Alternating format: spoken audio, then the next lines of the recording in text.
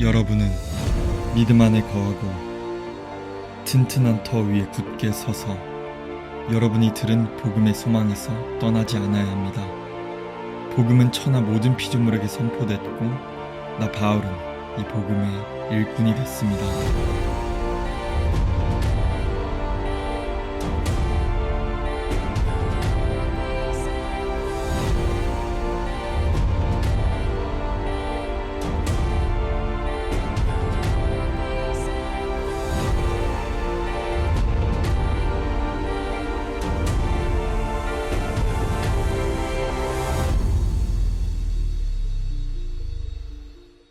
할렐루야!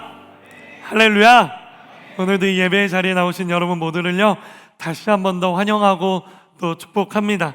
우리 가슴에 손을 얹고 이렇게 고백해 볼까요? 예수님께서 오셨습니다.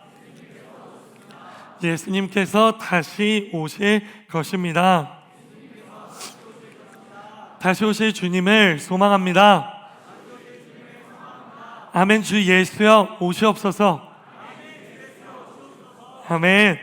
오늘 우리 예배를 통해 다시 오실 주님을 소망하는 그런 우리 모두가 되기를요 예수님의 이름으로 축복합니다. 자, 오늘은요 요한계시록 14장 6절부터 20절까지의 말씀을 통해 최후의 승리를 얻기까지 라는 제목으로 하나님의 은혜를 함께 나누도록 하겠습니다. 우리는 지난주 요한계시록 12장과 또 13장의 말씀을 살펴보았습니다. 그 말씀을 살펴보며 하늘에서 패배한 붉은 용, 큰 용이 이 땅 가운데 내려와 이 땅에 예수님을 믿는 사람들을 공격한다라는 것을 살펴보았죠. 바로 그 사단의 세력이 이 땅 가운데 내려왔기 때문에 이 땅에는 거짓과 부정, 불법과 불의, 헛된 우상과 거짓된 이념이 존재한다라고 말씀드렸고요. 바로 그런 것들로 인해서 예수님을 따르는 사람들이 쓰러지고 무너질 수 있다라는 것을 말씀드렸습니다.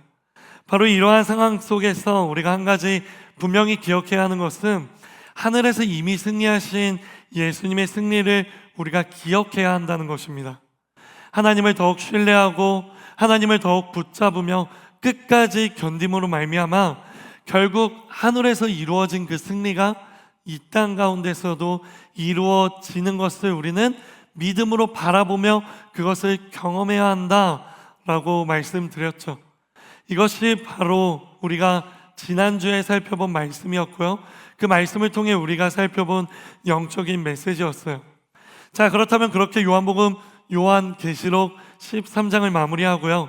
오늘부터 시작되는 14장에는 또 어떠한 내용들이 기록되어 있을까요? 오늘 말씀을 읽어보면요 14장은요 12장과 13장에 기록된 영적 전쟁의 분위기에서요 분위기가 바뀌게 됩니다. 바로 14장에는 승리하신 어린 양 예수님이 그 승리 이후에 이제 이 땅 가운데 내려오시는 바로 그 장면이 기록되어 있죠. 그리고 하늘에서 승리한 그 하나님의 승리가 이 땅 가운데 재림하신 예수님을 통해 이 땅 가운데서도 이루어지며 최후의 심판이 일어나는 것을 기록하고 있습니다. 특별히 오늘 본문 말씀은요 두 개의 파트로 구분할 수 있습니다. 첫 번째 파트는요 오늘 본문 6절부터 13절까지의 말씀으로서요 최후의 심판이 실행되기 직전에 천사들이 이 땅 가운데 내려와 영원한 복음을 전하는 바로 그 천사가 이 땅에 내려와 경고를 하는 부분이고요. 두 번째 파트는요 14절부터 20절까지의 말씀으로서 하나님의 최후의 심판을 추수하는 이미지로 기록하는 부분입니다. 그러므로 오늘 우리는요 이 본문 말씀을 이 두 부분으로 구별하였어요 하나님께서 우리에게 각각 주시는 영적인 메시지를 살펴보도록 하겠습니다. 먼저 첫 번째 파트입니다. 제가 첫 번째 파트는 어떤 내용이라고 말씀드렸죠? 이 땅에 사는 사람들에게 영원한 복음을 전하는 천사들이 내려와 무엇을 하는 파트? 경고하는 파트라고 말씀드렸어요. 그렇다면 과연 어떠한 경고를 천사들이 하는 것일까? 이에 대해 알아보기 위해 6절과 7절의 말씀을요 큰 목소리로 읽어보도록 하겠습니다. 시작. 또 나는 다른 천사 하나가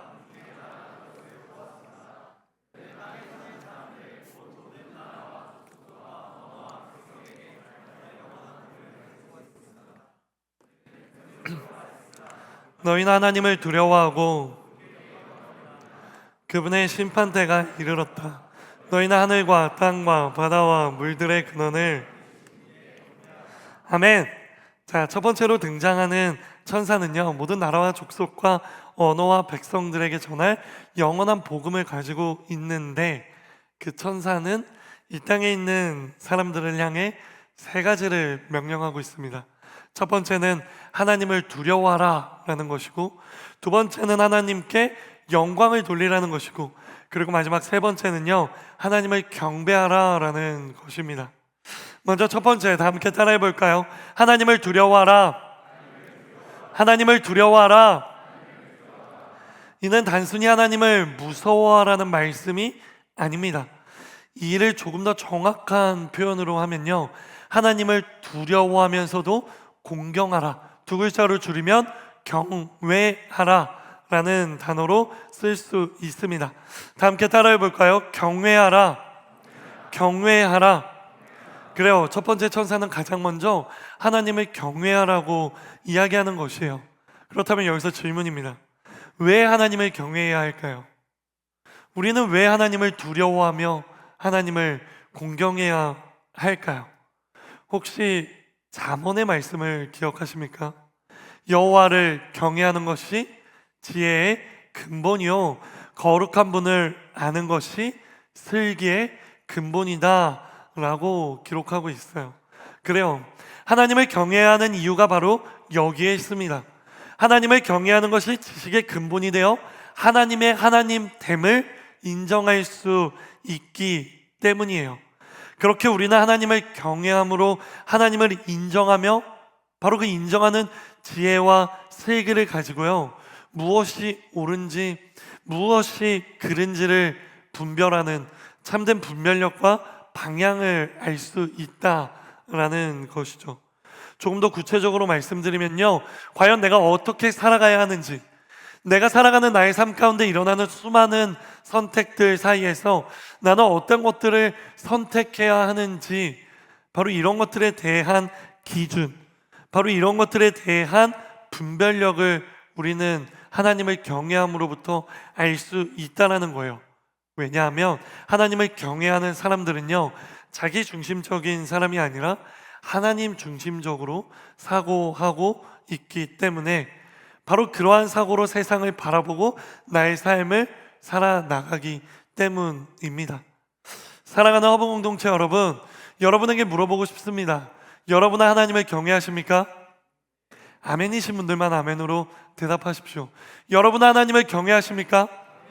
여러분은 하나님을 경외함으로 진정한 지혜, 진정한 슬기를 가지고 있습니까?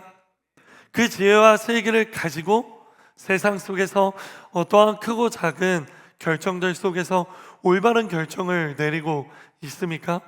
여기서 중요한 건 올바른 결정이라는 것은 나의 생각, 나의 기준, 나의 범위 안에서의 올바른이 아니라 하나님의 기준에서, 하나님 중심적인 사고 방식으로 하나님 앞에서 올바른 기준을 가지고 결정하고 있느냐라는 질문입니다.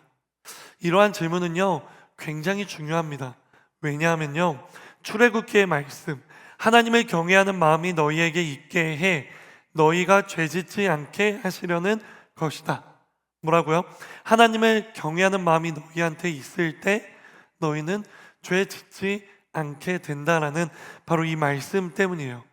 즉 우리는 하나님을 경외하는 마음을 가지고 있지 못하고, 그러면 우리는 지혜와 슬기를 가질 수 없게 되고, 우리에게 지혜와 슬기가 없으면 우리는 우리의 생각과 우리의 뜻대로, 우리의 욕심대로 잘못된 선택, 바로 죄를 선택하는 그 선택을 할 수 있기 때문이에요.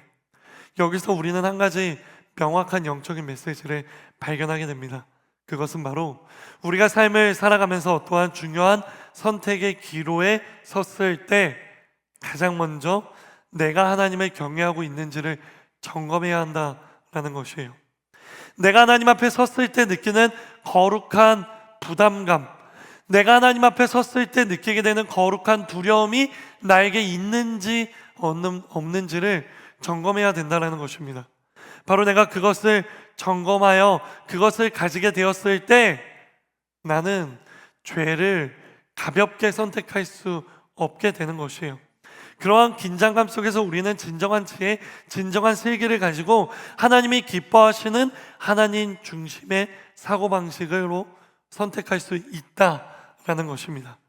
이 시간 여러분을 축복합니다. 혹시 지금 이 순간 중요한 선택의 기로에 서 계신 분들이 계십니까? 그렇다면 축복합니다. 여러분에게 하나님을 경외하는 마음이 가장 먼저 생기게 되기를 주님의 이름으로 축복합니다. 그 경외하는 마음을 가지고 하나님이 주시는 지혜를 가지고 하나님이 주시는 슬기를 가지고 하나님이 원하시는 것을 분별하여 그 선택을 하게 되는 여러분 모두가 되기를 주님의 이름으로 축복합니다. 그렇게 하나님을 경외함으로 가지게 되는 슬기와 지혜는요, 결국에는 하나님의 뜻을 선택하게 만들고 하나님의 뜻을 선택하게 만드는 사람은 결국에는요, 하나님을 기쁘게 하는 사람이 될 수 있기 때문입니다. 다시 한번 축복합니다. 나는 여러분이 하나님을 기쁘게 하는 사람이 되기를 주님의 이름으로 축복합니다. 정말 하나님이 여러분만 생각하면, 여러분의 그 모습을 바라보기만 해도 하나님의 마음이 흐뭇해지고 기뻐하는 그러한 사람들이 되기를요, 주님의 이름으로 축복하는 것입니다. 다음 첫 번째 천사의 두 번째 명령을 살펴보도록 할게요. 다 함께 따라해 볼까요? 하나님께 영광을 돌려라. 하나님께 영광을 돌리라. 그래요. 하나님께 영광을 돌리는 삶. 이러한 모습은요, 우리 인생의 목적과도 같습니다. 우리의 삶의 목적은 다른 어떤 것이 아니라 하나님께 영광 돌리는 것이죠. 영광이라는 단어를 원어적으로 살펴보면요, 무게, 가치, 존귀함이라는 뜻을 가지고 있어요. 즉 하나님께 영광 돌린다는 것은요, 하나님은 얼마나 존귀하신 분인지를 우리 삶으로 세상에 보여주는 것입니다. 우리가 얼마나 하나님이 위대하고 가치 있고 존귀한 분임을요, 우리의 삶을 통해, 우리의 모습을 통해, 우리의 언어와 우리의 행동을 통해요, 세상 가운데 드러냄으로 말미암아 하나님을 전하는 것이 하나님께 영광 돌리는 삶의 구체적인 모습인 것이에요. 그렇게 하나님의 위대하심과 존귀하심을 드러내는 것, 이것이 바로 우리의 삶의 목적인 것이죠. 그래서 고린도 전서도요, 우리에게 이렇게 말합니다. 그런즉 너희가 먹든지 마시든지 무엇을 하든지 다 무엇을 위해 하라? 하나님의 영광을 위하여 하라 라고 성경은 우리에게 이야기하고 있습니다. 사랑하는 허브 공동체 여러분, 우리는 연말이 되면요, 종종 시상식을 보게 됩니다. 그 시상식에서 상을 받는 사람들이요, 이런 고백을 할 때를 우리는 듣고 봐요. 주님께 모든 영광을 돌립니다. 살아계신 하나님께 모든 영광을 돌립니다 라고 말하는 장면을 보게 돼요. 그들은 보통 세상 사람들에게 인정받고 칭찬받을 때 그들의 인정과 또 칭찬을요, 스스로가 아닌 하나님께서 주신 은혜에 보답하는 마음으로, 하나님께서 내게 은혜를 주셨기 때문에 내가 이것을 이룰 수 있었다 라는 고백으로 모든 영광 하나님께 돌립니다 라고 이야기하는 것이죠. 저는요, 여기 있는 여러분들도요, 그러한 고백을 하는 사람들이 되기를 원합니다. 그러기 위해 여기 있는 여러분들 모두도요, 여러분들 각자의 분야에서요, 세상 사람들에게 인정받는 사람들이 되기를 주님의 이름으로 축복합니다. 내가 하나님만 열심히 믿으면 됐지 라고 생각하며 세상의 것들, 나의 삶에 주어진 것들을 소홀히 하지 않는 여러분 되기를 소망합니다. 나도, 여러분도 각자의 분야에서요, 영향력 있는 사람, 선한 그리스도인이 되어서요, 바로 그 분야에서 세상 사람들에게 인정받을 때 이것은 내가 나의 능력으로 한 것이 아니라 나를 창조하신 하나님께서 나에게 능력과 힘을 주셨기 때문에 내가 할 수 있었습니다. 그렇기 때문에 나는 하나님께 영광 돌립니다 라고 고백할 수 있는 여러분 모두가 되기를요, 주님의 이름으로 축복합니다. 그렇게 각자의 분야에서 세상 사람들에게 인정받고 칭찬받아 그 자리에서 멋지게 나는 할 수 없었지만 하나님께서 나를 통해 하셨다라며 하나님께 영광 돌리는 사람이 되기를 간절히 소망하는 것이에요. 그래요. 바로 이것입니다. 내가 한 것이 아니라 하나님께서 내게 하게 하셨다. 즉 하나님께서 나를 도우시고 하나님께서 내게 힘과 능력을 주시고 하나님께서 내게 은혜를 주셨기 때문에 내가 할 수 있었다 라고 고백하는 것이요, 하나님께 영광 돌리는 삶의 구체적인 모습인 것이에요. 그러므로 하나님께 영광 돌리는 삶의 반대말은 곧 교만한 인생이라고 할 수 있는 것이에요. 내가 했다, 내가 열심히 노력해서 내가 이루었다, 나의 힘과 능력이 뛰어났기 때문에 내가 했어, 하나님을 드러내는 게 아니라 자기 자신을 드러내는 것, 바로 그것은 하나님께 영광 돌리는 삶과 정반대의 삶이라는 것이에요. 이를 기억하면서요, 스스로를 드러내는 교만한 인생이 아니라 하나님을 드러내는 바로 그 영광 돌리는 인생이 되기를 주님의 이름으로 축복합니다.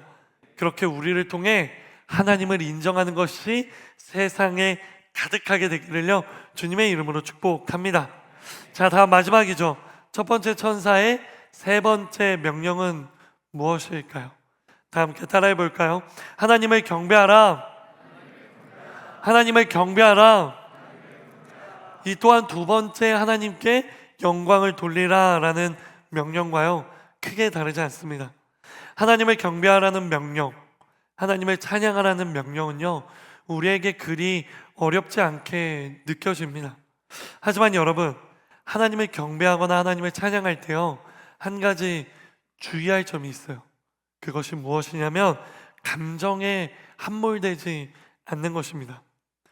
우리의 경배가, 우리의 찬양이 단순히 감정적인 경배, 감정적인 찬양이 되어서는 안 된다는 것이에요. 하나님을 경배하는 것은 입술로 하는 것이 아닙니다. 기억하십시오. 하나님을 경배하는 것은 삶 전체로 하나님께 무릎 꿇고 그 뜻을 따르는 것이에요. 입술로 고백하는 것이 경배가 아니에요. 입술로 고백하는 것이 찬양이 아니에요. 제가 말씀드렸죠. 찬양은 무엇이라고요? 운율이 있는 기도라고요. 기도는 무엇이라고요? 하나님 앞에 내가 이렇게 살겠습니다 고백하는 것이라고요. 또 야고보서는 무엇라 말합니까? 행함이 없는 믿음은 죽은 것이라고 했어요. 즉 하나님을 입술로 경배하고 찬양하는 것처럼 우리는 우리의 삶 전체로 하나님께 무릎 꿇고 그 뜻을 따라가야 하는 것입니다. 이것이 진짜 경배하는 모습인 것이에요. 왜냐하면요, 경배라는 단어에는요, 무릎 꿇다, 입 맞추다라는 원어의 의미가 들어있기 때문이에요. 그렇기 때문에 우리는 그 마음을 가지고, 무릎 꿇는 마음, 하나님을 사랑하며 입 맞추는 마음을 가지고 마음속 깊은 곳에서 나오는 존경과 사랑을 표현해야 된다라는 것이죠. 그러므로 경배는 단순한 노래가 아니며 그 이상의 의미로서 무엇이 내 삶의 중심인지, 무엇이 내게 가장 중요한 것인지를 보여준다라는 것입니다. 즉 하나님을 경배하는 삶은 신명기에 기록되어 있는 너희는 마음을 다하고 뜻을 다하고 힘을 다하여 주 너의 하나님을 사랑하라 라는 명령과도요 같은 것이에요. 사랑하는 허봉 공동체 여러분, 나는 여러분이요 모두가 진정 하나님을 경배하는 삶을 살게 되기를 주님의 이름으로 축복합니다. 이곳에서 찬양할 때만 뜨거운 우리가 아니라 우리의 삶의 자리에서 우리가 무언가를 할 때 하나님을 생각하며 그 하나님을 마음을 다하고 뜻을 다하고 힘을 다하여 사랑하는 그 마음으로 살아가는 것, 그것이 바로 하나님을 경배하라 라는 그 명령에 부합하는 삶인 것이에요. 이 시간 한 번 더 여러분을 축복합니다. 나는 여기 있는 여러분 모두가요 진정 마음을 다하고 뜻을 다하고 힘을 다하고 목숨을 다하여 하나님을 사랑하는 삶을 살게 되기를요 주님의 이름으로 축복합니다. 이것이 바로 첫 번째 천사의 명령으로부터 우리가 발견할 수 있는 첫 번째 영적인 메시지였어요. 자, 그렇다면 이어지는 둘째 천사와 셋째 천사는 우리에게 또 무엇라 말할까요? 우리 8절부터 11절의 말씀 함께 읽도록 하겠습니다. 시작. 두 번째 천사가 다른 천사가 죄송해요. 다시 읽을게요. 시작. 두 번째 다른 천사가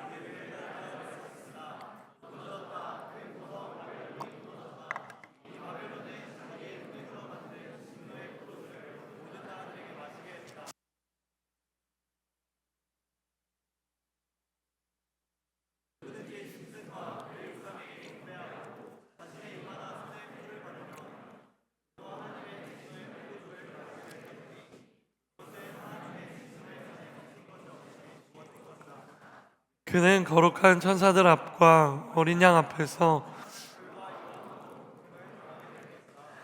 그들에게 고통을 주는 연기가 영원토록 올라갈 것이다. 그리고 짐승과 그의 우상에게 경배하는 사람들과 그의 이름의 표를 받은 사람은 누구든지 밤낮 못할 것이다. 아멘. 자, 두 번째 천사와 그리고 세 번째 천사가 우리에게 주는 메시지는요, 간단합니다. 두 번째 천사의 메시지는요, 큰 도성 바벨론이 무너졌다라는 것이고요.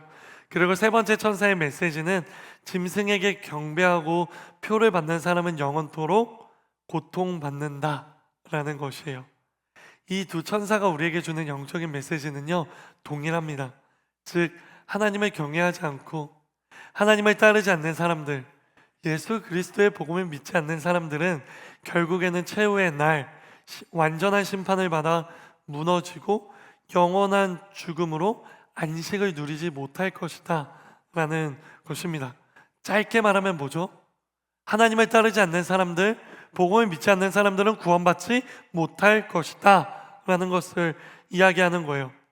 이러한 두 번째 천사와 세 번째 천사의 메시지가 무섭게 들릴 수 있지만 이를 거꾸로 살펴보면요, 우리에게 큰 위로와 소망이 됩니다. 왜냐하면 하나님을 따르지 않는 사람들, 예수 그리스도를 믿지 않는 사람들이 그러한 심판을 받는다면 하나님을 따르는 사람들, 예수 그리스도의 복음을 믿는 사람들에게는 어떠한 결과가 따라올지에 대해 역으로 유추할 수 있기 때문이에요. 기억하십시오. 예수님의 복음을 믿는 사람들에게 더 이상의 고통은 없습니다. 오로지 완전하고 영원한 안식만이 존재하는 것이에요. 그러므로 비록 세상에서요, 사단의 공격과 고난으로 고통 속에 있을지라도요, 인내로 믿음을 지킨 성도는요, 결국에는 영원한 안식을 누리게 된다라는 것입니다. 그러므로 어떠한 상황과 환경 속에서 결코 복음을 포기하지 마십시오. 믿음을 포기하지 마십시오. 여기서 놓치지 말아야 할 것은 복음을 포기하지 않는다라는 이 말 속에 들어있는 것은요, 복음을 전하는 것을 포기하지 않는다라는 의미도 들어있는 것입니다. 그러니 어떠한 상황 속에서도 환경 속에서도 복음을 붙잡고 복음을 전하는 사람이 되어야 한다라는 것이 두 번째 천사와 세 번째 천사가 우리에게 주는 영적인 메시지인 것이에요. 사랑하는 여러분, 여러분에게 묻습니다. 여러분은 그 복음을 붙잡고 계십니까? 여러분은 정말 그 복음을 붙잡고 계십니까? 물어볼게요. 여러분의 삶도 복음을 붙잡는 삶의 모습입니까? 여러분은 정말 내가 입술로 고백한 것처럼 복음을 붙잡고 살아가고 있다라고 고백한 그것처럼 여러분의 진짜 삶의 모습도 그렇냐라는 말씀이에요. 여러분, 복음을 붙잡는 삶의 모습이 어떤 모습인 줄 알아요? 그 삶은요, 복음의 모든 것을 건 인생이에요. 복음이 내 삶에서 가장 중요하다라고 여기는 모습이에요. 내가 어떤 것을 선택함에 있어서 다른 것이 아니라 복음을 기준으로 하나님의 것을 선택하는 모습이에요.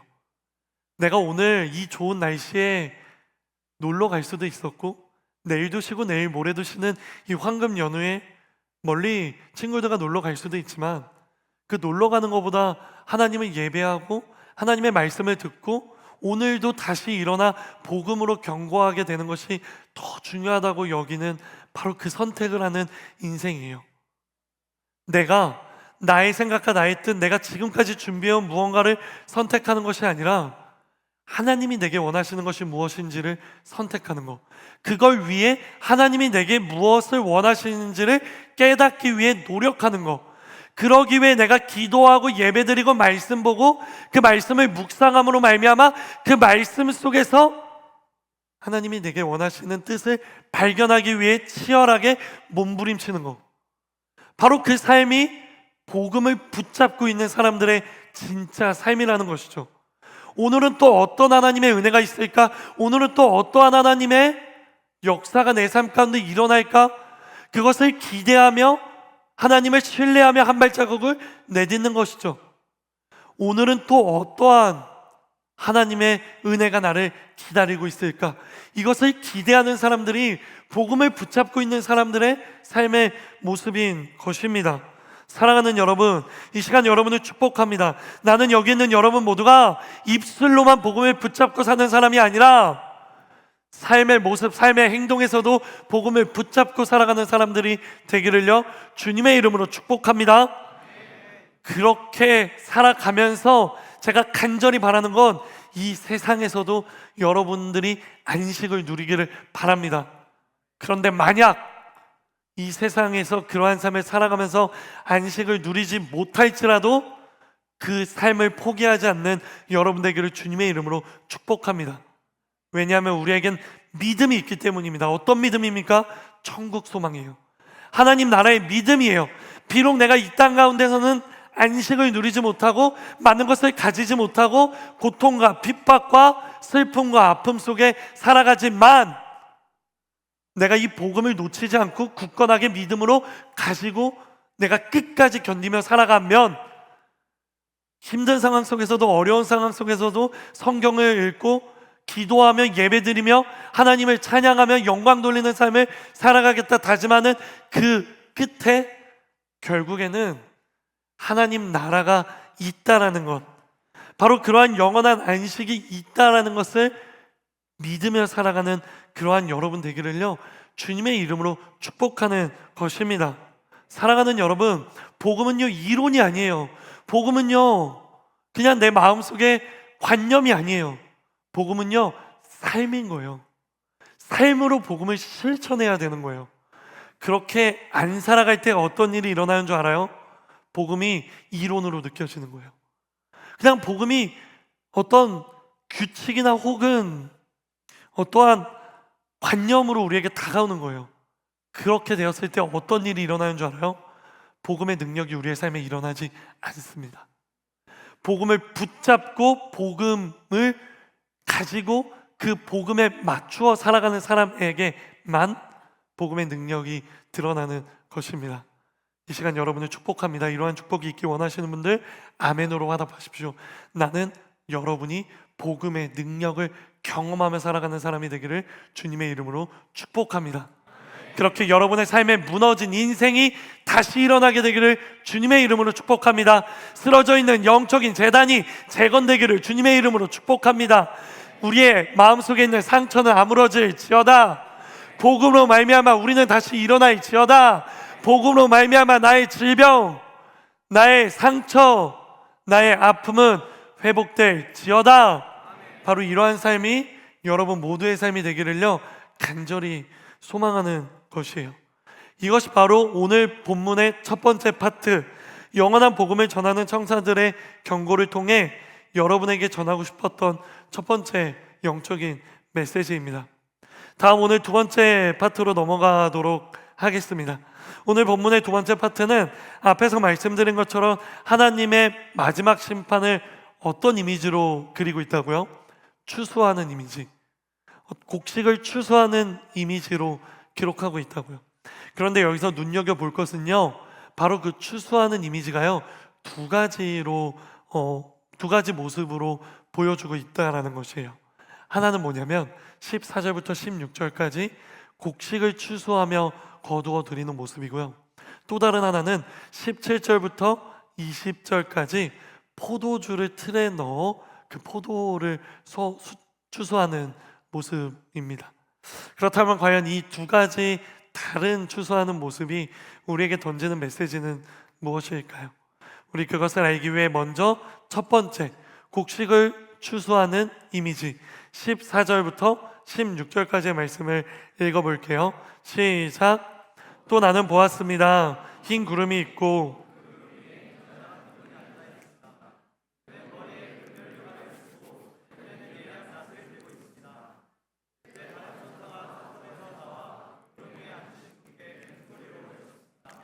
주의 낮을 보내 추수하십시오. 추수 때가 이르러 땅의 곡식이 무르익었습니다. 그러자 구름 위에 앉으신 분이 그분의 낯을 땅에 던지니 땅이 추수됐습니다. 아멘. 그래요. 구름 위에서 금 면류관을 쓰고 또 한 손에는 뭘 들고 있다고요? 예리한 낯을 들고 있는 분이 계십니다. 이러한 모습은 추수 때의 곡식을 거두는 모습을 의미하고요.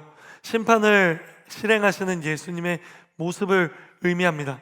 즉 복음을 믿고 받아들이며 어린 양 되시는 예수님을 따르는 사람들을요, 마지막 최후의 심판 때에 하나님께서는 추수하시는 거예요. 그러므로 15절에 기록된 추수 때라는 것은요, 예수님의 재림의 때, 최후의 심판의 때를 의미하는 것이고요. 낫을 던져 땅이 추수되었다라는 이 표현은요, 이 땅에 있는 성도들이 모두 구원받았다라는 것을 의미하는 것이에요. 사랑하는 허브 공동체 여러분, 바로 이 부분에서요, 우리는 또 한 가지 영적인 메시지를 발견하게 돼요. 그것은 바로 하나님의 때에 또 추수 때가 있다는 것을 기다리며 우리는 신앙 안에서 무럭무럭 성장해 나가야 한다라는 것입니다. 속이 가득 찬 알곡이 되어서요, 하나님께서 우리를 추수하실 때 하나님의 기쁨이 되어야 한다라는 것이에요. 왜냐하면요, 하나님의 추수 때가 되면 추수되지 못하고 버림받는 것들도 있기 때문이에요. 그것이 무엇입니까? 알곡이 있다면 무엇이 있습니까? 가라지가 있는 것이에요. 알곡이 하나님을 따르며 예수님을 믿는 구원받는 사람들이라면 가라지는 무엇입니까? 하나님을 따르지 않고 예수 그리스도의 복음을 믿지 않는 사람들인 것입니다. 그렇기 때문에 최후의 때에 하나님께서는 들고 계신 예리한 낫으로요, 예수님을 믿는 사람들만 추수해 가시는 거예요. 예수님의 말씀 기억하시나요? 예수님은 제자들에게 알곡과 가라지에 대해 말씀하신 적이 있잖아요. 알곡과 가라지 비유에서 그 핵심은 무엇이었습니까? 마태복음 13장 27절에서 30절은요, 이렇게 기록해요. 종들이 주인에게 와서 말했다. 주인님께서는 밭에 좋은 씨를 뿌리지 않으셨습니까? 그런데 도대체 저 가라지가 어디에서 생겨났습니까? 그러자 주인이 대답했다. 원수가 한 짓이다. 종들이 물었다. 저희가 가서 가라지를 뽑아 버릴까요? 주인이 대답했다. 아니다. 가라지를 뽑다가 밀까지 뽑을 수 있으니 추수할 때까지 둘 다 함께 자라도록 내버려 두어라. 추수 때에 내가 일꾼들에게 먼저 가라지를 모아 단으로 묶어 불태워 버리고 밀은 모아 내 곡간에 거두어 드리겠다 라고 말씀하셨습니다. 사랑하는 여러분, 여기서 우리는 두 가지에 초점을 둘게요. 첫 번째, 저 가라지는 어디서 생겼습니까? 원수가 한 짓이다. 여기서 말하는 원수가 누구입니까? 요한계시록을 배운 우린 알고 있죠.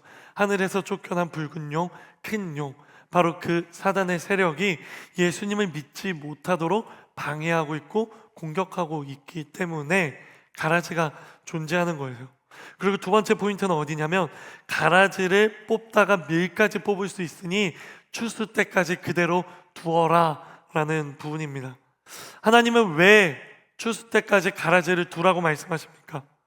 왜 알곡들이 자라는 것을 방해하는 가라지를 그곳에 그냥 두라고 말씀하시는 걸까요? 여기에는요, 명확한 하나님의 사랑이 담겨 있습니다. 그 사랑이 무엇이냐면, 추수 때까지 그 가라지가 밀이 되도록 하시기 위한 하나님의 기회인 거예요. 사단의 공격으로, 사단의 방해로, 사단의 꾀임에 넘어가 예수님을 믿지 않는 사람들, 결국에는 불태워버릴 가라지와 같은 사람들조차도 하나님께서는 사랑하시며 그들을 위해 기회를 주시는 거예요. 그래서 중간에 그들을 뽑아서 심판하지 아니하시고 추수 때, 마지막 때, 예수님의 재림의 때, 최후의 심판 때까지 살려두시며 그들이 그곳에서 돌이켜 미리 될 수 있도록 바꾸시기 위한 시간을 주신다라는 것이죠.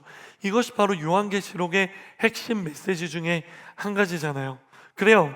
결국에는 하나님께서 이 세상의 모든 사람들이 알곡이 되어 하나님의 추수 때의 곳간이 어디입니까? 하나님의 나라죠. 하나님의 나라에 들어가게 되는 것을 바라세요. 하지만 안타까운 게 무엇입니까? 그럼에도 불구하고 돌이키지 않고 회개하지 않고 결국에는 불태움을 당하는 사람들이 존재한다는 것이에요. 그러니 여러분, 이러한 알곡과 가라지의 명확하게 다른 결말을 기억하십시오. 그리고 알곡이 되어 하나님께 추수되기를 간절히 소망하며 예수님을 붙들며 살아가십시오. 그리고 하나 더, 여러분만 추수되어 곳간에 들어가지 말고요, 여러분 주변에 있는 여러분에게 소중한 사람들도요, 이제라도 가라지에서 돌이켜 알곡이 되어 하나님께 추수되어 하나님의 나라 곳간에 들어가는 삶을 살 수 있도록 여러분이 힘써 복음을 전하십시오. 그것이 바로 여러분의 미션인 거예요. 그것이 바로 여러분의 사명인 것이에요. 그리스도인으로서 어떻게 살아가야 되냐고요? 이렇게 살아가야 되는 거예요. 치열하게 말씀을 붙잡으며 그 말씀대로 하나님을 기쁘시게 하며 살아가는 삶, 그것은 나를 위해 하나님을 위한 삶이죠. 근데 거기서 더 나아가 나만 그러한 삶을 살아가는 것이 아니라 내 주변에 나의 소중한 사람들도 가라지에서 알곡으로 바뀌어 하나님께 추수되어 하나님의 곳간으로 들어가게 하는 삶, 전도하고 선교하고 복음을 전하는 삶, 이 삶은 나의 소중한 사람을 위해 그리고 하나님을 위해 행하는 삶인 것이에요. 사랑하는 여러분, 이 시간 여러분을 축복합니다. 나는요, 여러분이 여러분만 곳간에 들어가는 걸로 만족하는 게 아니라 여러분의 가족, 여러분의 친구, 여러분의 직장 동료, 여러분 주변에 하나님께서 만나게 하시는 그 사람들도 함께 손에 손잡고 곳간으로 들어갈 수 있게 하는 바로 그러한 하나님께 사용받는 통로, 도구가 되기를요, 주님의 이름으로 축복합니다. 이것이 바로 첫 번째 모습을 통해 우리가 발견할 수 있는 하나님의 영적인 메시지예요. 그렇다면 두 번째 추수의 모습, 바로 포도를 수확하며 큰 포도주 틀에 그 포도를 넣고 발로 밟는, 바로 그 모습을 보며 우리는 또 어떤 걸 발견할 수 있을까요? 우리 18절부터 20절은요, 여러분이 읽어볼게요. 시작.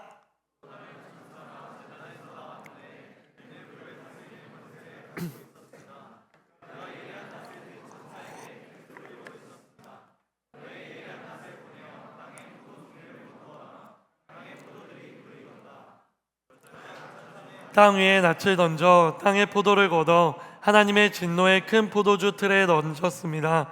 포도주 틀이 도성 밖으로 밟히니 그 포도주 틀에서 피가 흘러나와 말들의 굴레까지 닿았고 흘러간 거리는 1600 스타디온이나 됐습니다. 아멘. 자, 이 18절부터 20절까지의 말씀은요, 포도주를 만드는 과정에 대해서 이야기하고 있어요. 포도를 추수하여 포도주를 만드는 그 과정을 통해 하나님께서 말씀하시고자 하시는 것은요, 앞에서 밀을 추수하는 것과는 정반대의 모습입니다. 즉, 포도를 거두어 가죽 부대에 넣고요, 포도즙을 짜는 틀에 그 가죽 부대를 놓은 다음에 그 위에 올라가 발로 밟습니다. 그러면 어떤 일이 일어납니까? 추수한 포도가요, 짓눌리면서 그 즙이 흘러내리죠. 그리고 그 즙이 흘러내리며 밑에 있는 통에 고이게 되는 거예요. 그렇게 포도주가 되는 것입니다. 그런데 여기서 초점을 맞추고 싶은 것은 하나님은 바로 이 과정을 보시며 그 포도주를 밟는 그 짓밟음이 하나님의 심판이라고 말하는 거예요. 그리고 20절을 보십시오. 그렇게 하나님의 심판으로 짓밟힘 받은 사람들은요, 피가 흘러나와 말들의 굴레까지 닿았고 흘러간 거리가 1600 스타디온이나 되었다라고 말해요. 이거는 심판받아 짓밟힘받아 죽은 구원받지 못한 사람들의 수가 상당히 많다는 것을 이야기하는 것입니다. 그래요. 결국엔 예수님을 믿지 않고 곡식이 추수될 때 추수되지 못한 사람들이 받게 되는 결말에 대해서 이야기하고 있는 것이에요.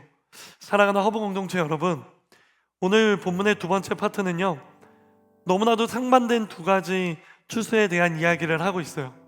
포도도 추수하는 거고 곡식도 추수하는 건데, 곡식의 추수는 구원을 말하고 있고요, 포도의 추수는 피 흘림, 죽음을 말하고 있습니다. 이렇게 상반된 두 가지 추수가 우리에게 주는 영적인 메시지는요, 너무나도 명확해요. 그것은 바로 최후의 날, 심판의 날, 추수의 날, 모든 사람들은 정확하게 상반된 두 가지 모습 중 한 가지의 결말을 가지게 된다라는 것입니다. 속이 가득 찬 알곡 곡식이 되어 하나님의 곡한 천국으로 갈 것인가, 아니면 끝까지 가라지의 모습을 버리지 못하고 포도즙 틀에 들어가 하나님의 진노를 받아 심판받게 될 것인가. 이 두 가지가 우리 앞에 놓여있는 이 세상의 모든 사람들 앞에 놓여있는 결말인 것이에요. 여기서 중요한 것은 무엇이냐면, 이 상반된 결말 중 하나로 결정되어지는 기준은요, 딱 하나라는 거예요. 그게 뭘까요? 과연 어떤 결말을 가지게 될 것인가를 결정하는 기준은 무엇일까요? 그래요, 예수님의 복음인 것이에요. 더 정확하게는 복음을 믿는 믿음인 것입니다. 사랑하는 여러분, 우리는 이 두 가지 결말을 모두 기억하며 복음을 굳게 붙잡는 사람들이 되어야 하는 것이에요. 땅에서 아무리 붉은 용과 짐승들이 우리를 괴롭히고 위협하고 핍박할지라도 그런 것들에 휘둘려서 우리가 붙잡고 있는 복음을 놓치게 된다면 지금까지 열심히 살아왔어도 결국에는 짓밟히며 피 흘리는 인생이 될 수 있다는 거예요. 얼마나 끔찍합니까? 그러니 어떠한 상황과 환경 속에서도 어린 양을 따르는 성도로서의 믿음과 인내를 가지고 살아가야 한다라는 것입니다. 사랑하는 여러분, 요한계시록을요 1장부터 묵상하면서요, 사실상 우리에게 하나님이 주시는 메시지는요 동일해요. 첫 번째, 너희는 복음을 굳게 붙잡아라. 두 번째, 복음을 굳게 붙잡는 사람은 최후의 심판 때에 내가 구원할 것이다. 세 번째, 그러니 최후의 심판이 있다는 것을 기억하며 끝까지 인내하고 견뎌라. 그리고 마지막 다섯 번째, 그렇게 인내하고 견디는 사람들은 새하늘과 새 땅에서 영원한 안식, 평안, 바로 그것을 누릴 것이다. 사실상 이 다섯 개의 메시지가요 요한계시록 1장부터 22장까지 반복되는 거예요. 여러분, 왜 요한계시록 설교를 들으며 맨날 똑같은 이야기를 듣는 것 같지라고 생각하기 이전에 우리의 삶을 돌아봅시다. 똑같은 메시지를 듣고 똑같은 영적인 메시지를 들어도 우리의 삶에 변화가 있나요? 우리의 삶에 변화가 있나요? 변화가 있다면 얼만큼 변화가 있나요? 조금 더 직관적으로 물어볼까요? 변화가 있다면 우리는 얼마나 죄에서부터 자유롭게 살고 있나요? 조금 더 직관적으로, 변화가 있다면 그러면 우리는 얼마나 죄로부터 승리하는 삶을 살아가고 있습니까? 우리의 승률은 몇 프로라는 거, 몇 프로냐라고 묻는 거예요. 여러분, 우리가 예배에 나와 요한계시록을 묵상하며 똑같은 메시지를 계속 듣는 이유는 계속해서 하나님께서 우리에게 더 변화되어야 돼, 더 승리해야 돼, 더 버텨야 돼, 더 인내해야 돼, 하나님이 이 말씀을 우리에게 계속 주시기 위함인 것이에요. 사랑하는 여러분, 우리 이제 기도할 건데요, 우리 이 시간 기도할 때 이렇게 기도하면 좋을 것 같아요. 하나님, 제가요 이 요한계시록을 묵상하며 하나님이 나에게 주시는 반복되는 그 메시지를 통해 나의 삶이 조금 더 변화되게 해주세요. 하나님, 여기서 이만큼 변화되는 인생으로 만족하지 않게 해주세요. 내가 적어도 요한계시록 14장까지 매주 묵상했다면, 내가 이전에는 여기 서 있었다면, 이제는 하나님 아버지 적어도 여기까지는 변화될 수 있는 인생 되게 하여 주시옵소서. 그렇게 나의 변화가 더욱더 많아지고, 나의 삶 가운데 죄로부터의 승리가 더욱더 많아지고, 그렇게 나의 죄의 승률이 100%는 되지 못해도 100으로 향해 수렴될 수 있도록 99.9%까지는 내가 승리해 볼 수 있는 그런 삶을 살아가게 하여 주시옵소서. 우리 이 시간 이러한 기도 제목 가지고 주님 앞에 주님 이름 한번 부르며 기도하며 나아갑니다. 기도하겠습니다.